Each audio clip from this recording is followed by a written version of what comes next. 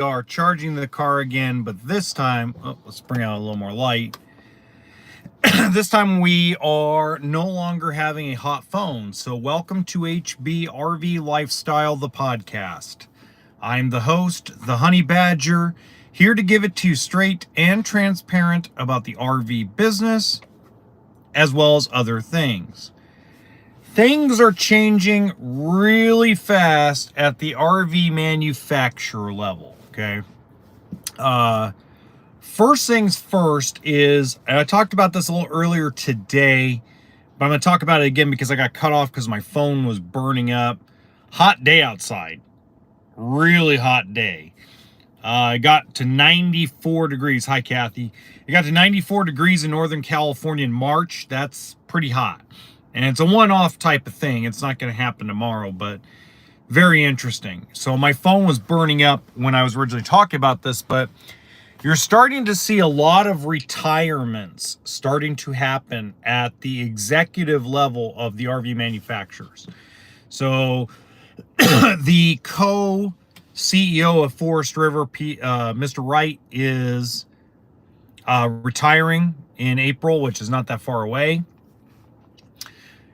We have a lot of changes going on where a lot of manufacturers, yeah, no kidding, Theo. A lot of manufacturers are starting to come together and starting to dissolve divisions. So Heartland now is under Jayco. It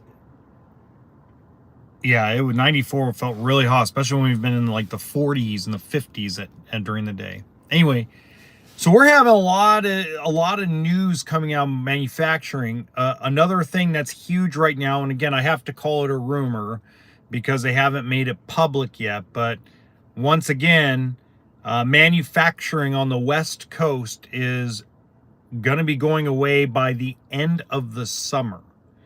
So from what I've been told, between all the major manufacturers, from Forest River to Keystone to Heartland to Jayco to Winnebago, if they have a West Coast production facility, it will no longer exist after summer 2025. So basically it'll coincide with year model change. And you're probably wondering why. Well, the biggest reason why is because there's just not enough manufacturing going on. Even though the retail side of the industry has recovered, and you're seeing the majority of dealers are getting their inventory right, you still have big corporations that still have 2002s and 23s in stock. You still have a lot of mid-majors that are overrun with inventory that they just refuse to take losses on to get rid of. It's tough. Really, really tough out there. So to keep the employees and try to keep the quality control going or getting it better, they're just going to make everything out of Indiana again. And that's not because Indiana builds them better. It's because, as I've said in the past, with RV manufacturing, you have to have consistency in the number you're building a day. So if the normal number in a good economy or a decent economy is 20 a day, and you're building 13 a day, quality goes down. If you build 35 a day, quality goes down. So the reality is they got to get back to normal production, normal numbers to get the quality back to a normal level instead of the hit or miss it's been over the last 5 years. Okay. So that's kind of a reality. Okay. Now, that all being said, I think it is also a mistake for them to get rid of West Coast production because let's say 3 years from now, they have the ability to do it again because obviously things are going to get better in our economy. It's going to be hard to fire those things up and find the employees. Because you're going to basically, there's a lot of small towns in Oregon that are supported by these manufacturing or by these factories, by these assembly plants. And if they go through with it and close them down, it'll pretty much close down the town. just like the old school days where there was mills and wood mills, steel mills, and when they closed down and the whole town went ghost, pretty much the same thing. So that's where the manufacturing side kind of goes. The other thing I really want to kind of mention to everybody is there's a lot of confusion over what I've been saying about YouTubers and bad information in the RV industry. So I'm going to straighten this out. I want to make sure I'm straight about this because there's a lot of questions. Got a lot of emails on this. I got some direct messages, some comments. Good stuff. Nothing derogatory. Just the best way to put this is, I always talk about the two sides, but let's be a little more specific. There are people that are paid by dealerships and manufacturers to represent a product. And there's the quote unquote consumer advocates. Okay. Now the consumer advocates divide into two categories. The people that understand the industry because they've worked in it, or they still work in it, like myself, and there's probably 16, 17 others that I'm probably the biggest channel in that right now, but eventually I think these other guys that are doing this kind of similar things to me are going to grow. In fact, there's 3 guys that are a lot better at me than this, and I think they're going to grow really quickly. And then you have the wannabes. And the wannabes, as an example, would be like, I don't know, a middle-aged guy who, I don't know, went through 4 or 5 rigs in a 1-year period, and now all of a sudden he's an expert in the RV industry. An older gentleman, retired, that sits down in a chair and interviews his best friends, which own dealerships, and just bash Camping World to death. Let's see. I mean, just stuff like that. Like, these are wannabe consumer advocates that really are after the adrenaline hit. And so you're getting some okay information from them, but for the most part, a lot of the information that folks like this provide is complete and utter bullshit. And it creates this mindset in the community that everything built is a piece of crap, when that's simply not true. But then we point the finger at people who are paid for by manufacturers, paid for by dealerships.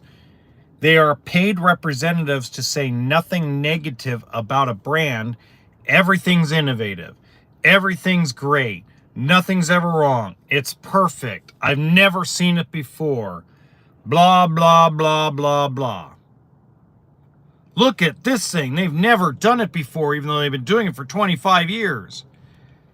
So both sides of that coin represent really bad education. So then you have the third tier. And the third tier, watch this, the third tier is the folks that are living in their RV. And that's divided into 2 categories. There's the attention hounds that will say anything and everything to get a click, a view, an ad revenue, and a brand deal because they don't want to go back to work. And then you got the other side, which are some of the smaller people that are not paid by brand ambassadors, that bought something used. Maybe they refurbished an old bus. Maybe they refurbished an old van.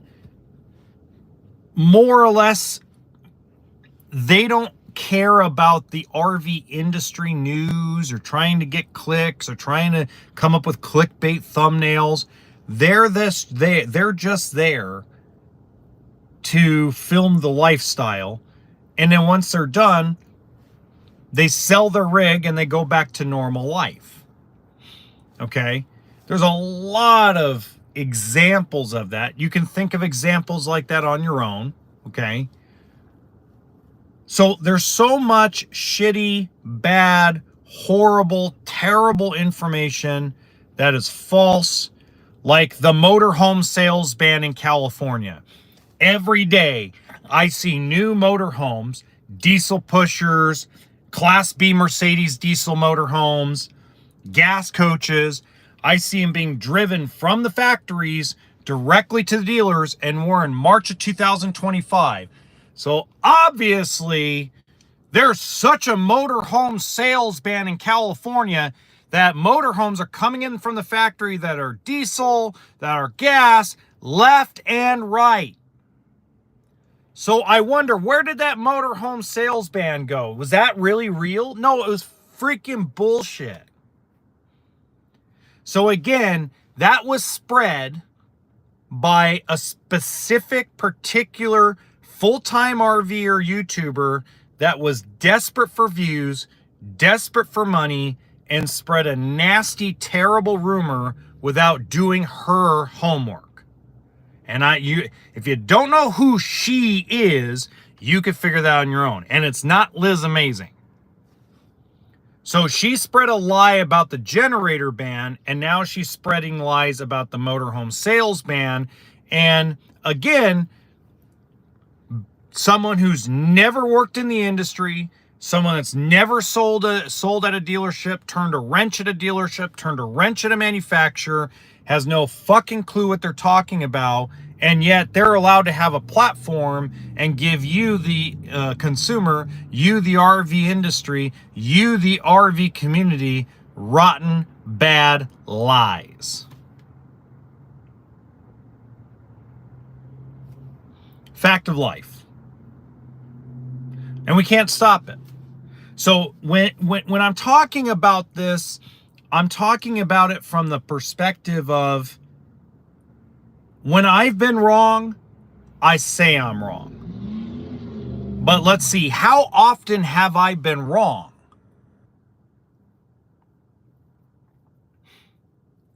Yeah, there's a bunch of lies.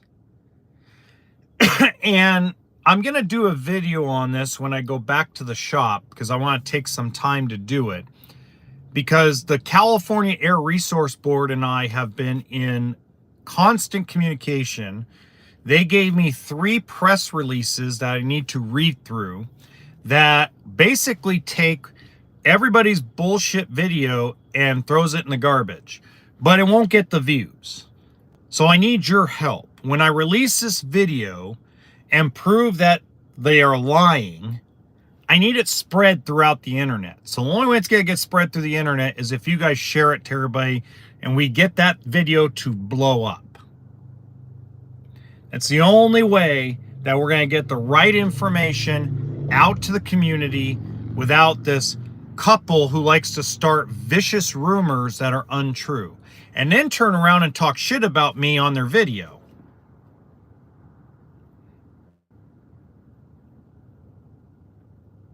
So at the end of the day, I'm here to give the community the right information, both good, great, bad, and ugly. And I will continue to do so. But I'm going to tell you guys something as I close out. I got 2 more minutes before the car's charged. These guys, I'm going to put out a poll because I've been really calm, been trying to find my center, woosah. But these folks, these idiots, are going to turn me back into the old me. So should I just let it happen? Take this brand new Dr. Jekyll that has been, trying to keep the peace and turn into fucking Mr. Hyde again? Let me know in the comments section. So until next time, because the car's charged and I got to go make some money, remember, toolkit and sense of humor, that's what RV stands for.